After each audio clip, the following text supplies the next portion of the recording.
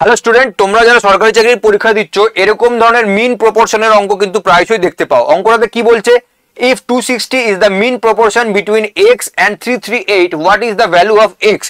Central গভর্নমেন্টের পরীক্ষা বিশেষ করে এসএসসি বা রেলওয়েতে এই ধরনের অঙ্ক আসে। তাহলে দেখো আমাদের ফর্মুলাটাতে অঙ্কটা কি হবে, আমরা প্রথম নাম্বারটাকে ধরে নিচ্ছি, আমাদেরকে বলে দিয়েছে এক্স, আর দ্বিতীয় নাম্বার বলে দিয়েছে কত, আরেকটা নাম্বার বলে দিয়েছে 338।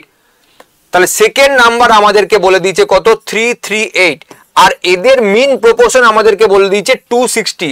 অর্থাৎ অঙ্কটাতে কি হচ্ছে, অঙ্কটাতে হচ্ছে x ইন্টু 338 ইকুয়ালস টু 260।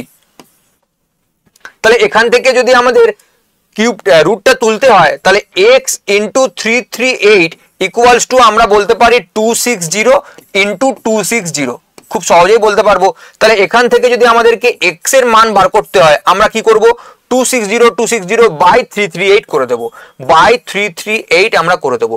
দেখো এটাকে আমরা যদি 13 দিয়ে কাটি, 13 দিয়ে কাটাকুটি যাচ্ছে, 13 দুগুণে 26, 78, 6 13 78, এখানে হয়ে গেল 20, আর এটাকে 26 দিয়ে ডাইরেক্ট কেটে যাচ্ছে 10। তাহলে 20 ইন্টু 10 এর গুণফল কত, 200। অর্থাৎ x এর মান আমাদের বেরিয়ে গেল 200 and option 1 is the right answer এই ধরনের কোশ্চেনে।